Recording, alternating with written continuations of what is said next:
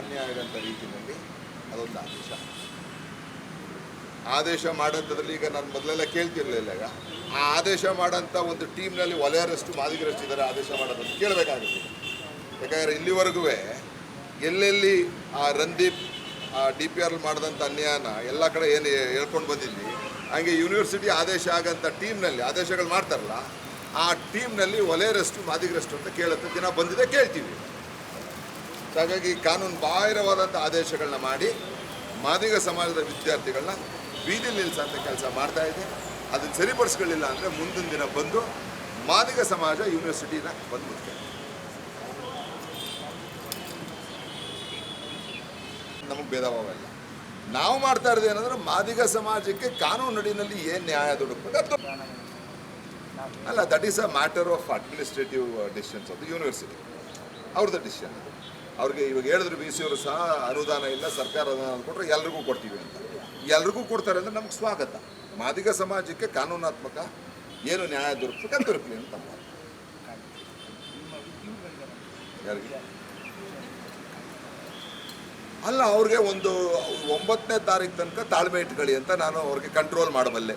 ಯಾಕಂದರೆ ಅವರು Karnataka examination authority ಹೇಳಿರೋದ್ರಿಂದ.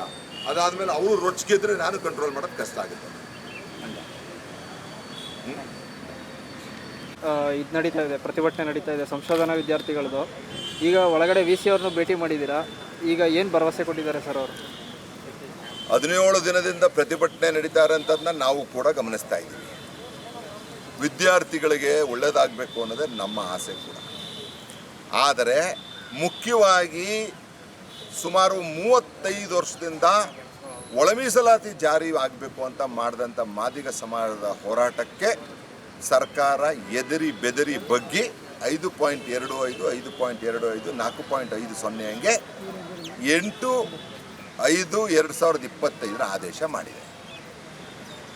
26 ಆ ಆದೇಶದನ್ವಯ ಏನು PhD ಅವರಿಗೆ ಫೆಲೋಶಿಪ್ ಕೊಡಬೇಕು, ಆ 5.25, 5.25, 4.50 ಹಂಗೆ ಆ ಫೆಲೋಶಿಪ್ ತಗೊಳ್ಳುವಾಗ ಆ ಪರ್ಸೆಂಟೇಜ್ನ ಗಮನದಲ್ಲಿಟ್ಕೊಂಡು ಮಾಡಿ ಅನ್ನೋಂಥದ್ದನ್ನ VC ಅವ್ರಿಗೆ ಇವತ್ತು ನಾವು ಮನವಿ ಮಾಡಿದ್ದೀವಿ. ಫಸ್ಟು ಅವರು ಅದಕ್ಕೆ ಕರ್ನಾಟಕ ಎಕ್ಸಾಮಿನೇಷನ್ ಅಥಾರಿಟಿ 9ನೇ ತಾರೀಕು ಇದ್ರ ಬಗ್ಗೆ ಒಂದು ಸ್ಪಷ್ಟೀಕರಣ ಕೊಡ್ತಾ ಇದೆ. ಅದು ಕೊಟ್ಟ ತಕ್ಷಣ ನಾವು ಅದ್ರ ಪ್ರಕಾರ ಮುಂದಕ್ಕೆ ಹೋಗ್ತೀವಿ. ಏನೋ ಡೌಟ್ಸ್ ಇದ್ದರೆ ನಿಮ್ಮ ಹತ್ರ ಬಂದು ಕ್ಲಾರಿಫೈ ಮಾಡ್ಕೋತೀವಿ ಅಂತ ಹೇಳಿದ್ದಾರೆ. ಸೊ ಹಾಗಾಗಿ ನಾವು ಕೂಡ 9ನೇ ತಾರೀಕು ತನಕ ಕಾಯ್ತೀವಿ. ಅದಾದಮೇಲೆ ಮುಂದಕ್ಕೆ ಹೋಗ್ತೀವಿ. ಮತ್ತು ಯತೀಂದ್ರ ಸಿದ್ದರಾಮಯ್ಯನವರು ಈಗ ಈ ಜಿಲ್ಲೆಯ ಇನ್ಚಾರ್ಜ್ ಮಿನಿಸ್ಟರ್. ನಿಮ್ಮ ಚಾನೆಲ್ ಮುಖೇನ ಯತೀಂದ್ರ ಸಿದ್ದರಾಮಯ್ಯನವ್ರಿಗೆ ಒಂದು ಪ್ರಶ್ನೆ ಹಾಕ್ತೀನಿ. ಯತೀಂದ್ರ ಸಿದ್ದರಾಮಯ್ಯನವರೇ, ವಿದ್ಯಾರ್ಥಿಗಳಿಗೆ ಫೆಲೋಶಿಪ್ ಕೊಡಿ ಅಂತ ನೀವು ಬಂದು ಆಗ್ರಹ ಮಾಡಿರೋಂಥ ವಿಚಾರಕ್ಕೆ ಸ್ವಾಗತ. ಆದರೆ ನೀವು ಎಲ್ಲೂ ಕೂಡ ಒಳ ಮೀಸಲಾತಿ ಅನುಷ್ಠಾನ ಆಗಿದೆಯಲ್ಲ ನಿಮ್ಮ ತಂದೆಯವರ ಟೈಮಲ್ಲಿ, ಅದರ ಮುಖೇನ ಫೆಲೋಶಿಪ್ ಕೊಡಿ ಅಂತ ಎಲ್ಲೂ ಹೇಳಿಲ್ಲ. ನೀವು ಅದನ್ನು ಕ್ಲಾರಿಫೈ ಮಾಡಲಿಲ್ಲ ಅಂತ ಅಂದರೆ ನೀವು ಈ ಮಾದಿಗ ಸಮಾಜದ ವಿರೋಧಿ ಅನ್ನೋಂಥ ಹಣೆಪಟ್ಟು ಕಟ್ಕೊತೀರಾ ನೀವು.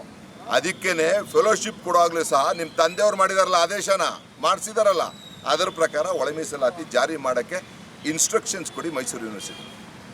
Okay, thanks.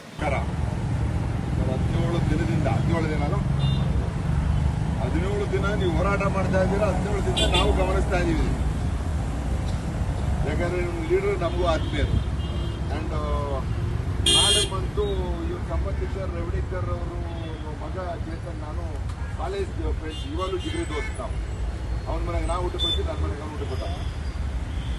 ನನಗೆ ಇವತ್ತು ಸಹ ನಾನು ಬಂದು VC ಅವರಿಗೆ ಮನವಿ ಮಾಡೋದು ಒಂದೇ ವಿಚಾರ, ವಿದ್ಯಾರ್ಥಿಗಳ ಭವಿಷ್ಯದ ಜೊತೆ ಚೆಲ್ಲಾಟ ಆಡಬಾರ್ದು ಯಾರು. ಮೊದಲನೇದಾಗಿ ಈಗ ವಿದ್ಯಾರ್ಥಿ ಭವಿಷ್ಯದ ಚೆಲ್ಲಾಟ ಆಡಬಾರ್ದು ಅಂತಂದರೆ VC ಅವರು ಹೇಳ್ತಾ ಇದ್ದಾರೆ, ನಮ್ಮ ಯೂನಿವರ್ಸಿಟಿನಲ್ಲಿ ಇಷ್ಟು ಜನಕ್ಕೂ ಫೆಲೋಶಿಪ್ ಕೊಡೋಂಥದ್ದು ಹಿಂದೆಯಿಂದನೂ ಪದ್ಧತಿ ಇರಲಿಲ್ಲ. ಜೊತೆಗೆ ನಮ್ಮ ಹತ್ರ ಆರ್ಥಿಕ ಶಕ್ತಿನೂ ಇಲ್ಲ ಅನ್ನಂತ. ಹಿಂದೆಲ್ಲ 20 ಜನಕ್ಕೂ ನೀವು ಹೇಳ್ಬೇಕಲ್ಲ, ಕರೆಕ್ಷನ್ ನಾನೇನು, ಯಾಕಂದ್ರೆ ಅವ್ರು ಹೇಳ್ತಾ ಇದ್ದಾರೆ, ಹಿಂದೆಯಿಂದೆಲ್ಲ 20 ಜನಕ್ಕೆ ಕೊಡ್ತಾ ಇದ್ವಿ, ಈ ಸರಿ 30 ಜನಕ್ಕೆ ಕೊಡ್ತಾ ಇದ್ದೀವಿ. ಎಲ್ಲ ಹಿಂಗೆ ಮಾಡ್ತಾ ಇರೋದ್ರಿಂದ ಇವ್ರಿಗೆ ಎಲ್ಲರಿಗೂ ಕೊಡಿ ಅಂತ ಇದ್ದಾರೆ. ಸರ್ಕಾರದಿಂದ ಅದಕ್ಕೆ ನಮ್ಗೆ ಅನುದಾನ ಕೊಡಿಸಿ ನಾವು ಕೊಡ್ತೀವಿ ಅನ್ನೋಂಥ ವಾದನ ಮಂಡಿಸ್ತಾ ಇದ್ದಾರೆ. ನಾನು ಅಲ್ಲಿ ಏನೋ ಒಂದು ಮನವಿ ಮಾಡಿದೆ ಅಂತ ಅಂದರೆ, ಇತ್ತೀಚಿನ ದಿನಗಳಲ್ಲಿ ನಿಮಗೆ ಗೊತ್ತಿದೆ ಈ ಪರಿಶಿಷ್ಟ ಜಾತಿ ಒಳ ಮೀಸಲಾತಿ ಹೋರಾಟದಲ್ಲಿ ಈ ಮಾದಿಗರ ಹಕ್ಕು, ವಲಯದ ಹಕ್ಕು, ಬೋವಿ ಲಂಬಾಣಿ ಹಕ್ಕು ಅನ್ನೋಂಥದ್ರಲ್ಲಿ ಕೂಡ ನಾನು ಕೂಡ ಗಟ್ಟಿಯಾಗಿ ನೇರವಾಗಿ ಮಾತಾಡಿದ್ದೀನಿ. ಆದರೆ ನನ್ನ ಮಾತು ಯಾರಿಗೂ ಕೂಡ ನೋವುಂಟು ಮಾಡದೇ ಇರೋಂಥ ರೀತಿಯಲ್ಲಿ ಕಾನೂನು ವಿಚಾರನ ಒಬ್ಬ ವಕೀಲನಾಗಿ ಒಂದು ಶೋಷಿತ ಸಮಾಜದ ಪರವಾಗಿ ಗಟ್ಟಿಯಾಗಿ ಮಾತಾಡಿದ್ದೀನಿ. ನನ್ನ ಬಗ್ಗೆ ಯಾರೇ ಏನೇ ಅಪಪ್ರಚಾರ ಮಾಡಿದ್ರು ನಿಮಗೆ ಒಂದು ಗೊತ್ತಿರಲಿ ವಿಚಾರ, ನಿಮಗೆ ಹೆಸರು ಗೊತ್ತಿಲ್ಲ. ಹಳೆ ಮೈಸೂರು ಪ್ರಾಂತ್ಯದಲ್ಲಿ ಒಬ್ಬ ದಲಿತ ಸಮಾಜದ ವಕೀಲನ ಆಫೀಸ್ನಲ್ಲಿ ಯಾರು ಕೂಡ ಜಡ್ಜ್ ಆಗಿಲ್ಲ. ಯಾರು ಜಡ್ಜ್ ಆಗಿದ್ದಾರೆ ಅಂದ್ರೆ ಅರುಣ್ ಕುಮಾರ್ ಆಫೀಸ್ನಲ್ಲೇ, ನನ್ನ ಆಫೀಸ್ನಲ್ಲಿ ಮೊದಲನೇ ಜಡ್ಜ್ ಆದಂತಾರೆ ವಲಯ ಸಮಾಜದ ಹುಡುಗ. ನಾನೇ ತಯಾರು ಮಾಡಿರೋದು, ಬಹುಶಃ ಬಹಳ ಜನಕ್ಕೆ ಗೊತ್ತಿಲ್ಲ ಇದು. ಆದರೆ ನ್ಯಾಯ ಬಂದಾಗ ನೀವೆಲ್ಲ ಹಿರಿಯರು ಗಮನಿಸಿರ್ತೀರ, ಹುಡುಗರುಗಳಿಗೆ ಗೊತ್ತಿರಲ್ಲ. ಉಪ್ಪಾರ್ ಸಮಾಜಕ್ಕೆ ಹೋರಾಟ ಮಾಡಬೇಕಾದ್ರೆ ಕೂಡ ಆಪೋಸಿಟ್ ಸಮಾಜದವರು ನನಗೆ ಕೆಂಡ ಕಾರಿದ್ದಾರೆ. ರಾಮಕೃಷ್ಣ ಆಶ್ರಮದ ವಿವೇಕ ಸ್ಮಾರಕಕ್ಕೆ ಆ ಕಡೆ ನಿಂತಾಗಲೂ ಕೂಡ ನನಗೆ ಕೆಂಡ ಕಾರಿದ್ದಾರೆ. ಉಪ್ಪಾರ್ ಸಮಾಜಕ್ಕೆ ಹೋರಾಟ ಮಾಡೋವಾಗಲೂ ಸಹ ಇದೇ ತರ ಆಗಿದೆ ನನಗೆ. ಈಗ ಮಾದಿಗ ಸಮಾಜಕ್ಕೆ ಮಾಡುವಾಗಲೂ ಸಹ ಇದೇ ತರ ಆಗಿದೆ. ಆದರೆ ನಾವು ಮಾತ್ರ ನ್ಯಾಯ, ನೀತಿ, ಧರ್ಮ ಅನ್ನೋದ್ರಲ್ಲಿ ನೋ ಕಾಂಪ್ರಮೈಸ್ ನೇರವಾಗಿ ಮಾತಾಡಿದ್ದೀವಿ. ನೀವು ಇದೆಲ್ಲ ಏನಾಗಿದೆ ಅದು ಹಳೆ ಮೈಸೂರು ಪ್ರಾಂತ್ಯದಲ್ಲಿ ನೀವು ನೋಡಿರ್ಬೋದು. ಈ ಸರಿ ಏನು ಕಾಂತರಾಜ್ ವರದಿ ಆಯೋಗ ರಿಲೀಸ್ ಆದಾಗ ದಲಿತರು ನಂಬರ್ 1 ನನಗೆ ಬರಲೇ ಇಲ್ಲ. ಇದು ಇದೆ, ಇದರ ಒಳ ಮೀಸಲಾತಿರೋದು ಪಾಸಿಟಿವ್ ಅಂತಿರೋ ನೆಗೆಟಿವ್ ಅಂತಿರೋ ಬರಲೇ ಇಲ್ಲ. ಬೇರೆ ಎಲ್ಲ ಸಮಾಜಗಳದ್ದು ಕೂಡ ಅಲ್ಲಿ ಹೊಡಿಲಿಲ್ಲದು ನಂಬರ್ 1 ಏನು 1,08,00,000 10 ಲಕ್ಷ ಇತ್ತು, ಅದು ಹೋಗಿ ಮತ್ತೆ 35 ಲಕ್ಷ 40 ಲಕ್ಷ ಎಲ್ಲ ಹೊಡೆದೋಗಿ ಬೇರೆ ಮುಸ್ಲಿಮ್ಸೇ ನಂಬರ್ 1 ನನಗೆ. ಅಲ್ಲೂ ಸುನ್ನಿ ಶಿಯಾ ಅಂತಲ್ಲ ಇದೆಲ್ಲ ಅಂತ ಹೇಳಿದ್ರೆ ಹಿಪ್ಪಾಗ ಆಗೋದು.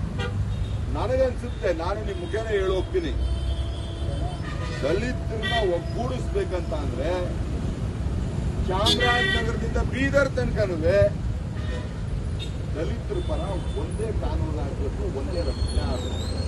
ಅರೆ ಮನೆಯಲ್ಲಿ ಅಣ್ಣ ತಂದಿರನೇ ಆಸ್ತಿಗೆ ಹೊಡೆದಾಡ್ಕೊಂತಾರೆ, ಆಸ್ತಿಗೆ ಕಿತ್ತಾಡ್ತಾರೆ, ರಕ್ತ ಹಂಚ್ಕೊಂಡಿರೋಂಥವ್ರು.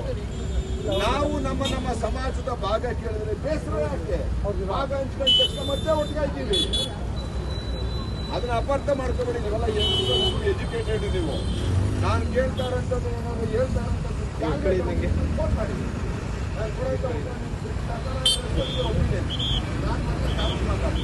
ಹಾಗಾಗಿ ನಿಮ್ಮ ಜೊತೆನೂ ಕೂಡ ಈಗ ಹೊಸ ಫೆಲೋಶಿಪ್ ಕೊಡೋಂಥದ್ದಲ್ಲಿ ಈಗ ಎಲ್ಲರಿಗೂ ಕೊಡಬೇಕು ಅಂತ ನೀವು ಒಂದು ವಾದ ಮಾಡ್ತೀರಾ.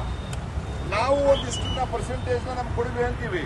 ಆ ಪರ್ಸೆಂಟೇಜ್ ತುಂಬಕ್ಕಾಗುತ್ತೋ ಆಗಲ್ವೋ, ಇಲ್ಲಿರ್ತದೋ ಅಲ್ಲಿರ್ತದೋ ಕೂತ್ಕೊಂಡು ಚರ್ಚೆ. ನಿನ್ನೆ ಪಟ್ಟಿ ರಿಲೀಸ್ ಆಗಿದೆ, ನೀವು ನೋಡಿ 24 ಜನ ಪಟ್ಟಿ ಆಗಿದೆ. ನೀವು ಹುಡುಗರಿದ್ದೀರಾ. 21 ಜನ ವಲಯರಿಗೆ ಕೊಟ್ಟಿದ್ದಾರೆ, 2 ಮಾದಿಗರಿಗೆ ಕೊಟ್ಟಿದ್ದಾರೆ, 1 ಬೋವಿ ಲಂಬಾಣಿ ಕೊಟ್ಟಿದ್ದಾರೆ. ಹೆಂಗೆ ಇದನ್ನ ಮಾತಾಡಿದ್ರೆ ಹೆಂಗೆ ಮಾತಾಡಿದ್ರೆ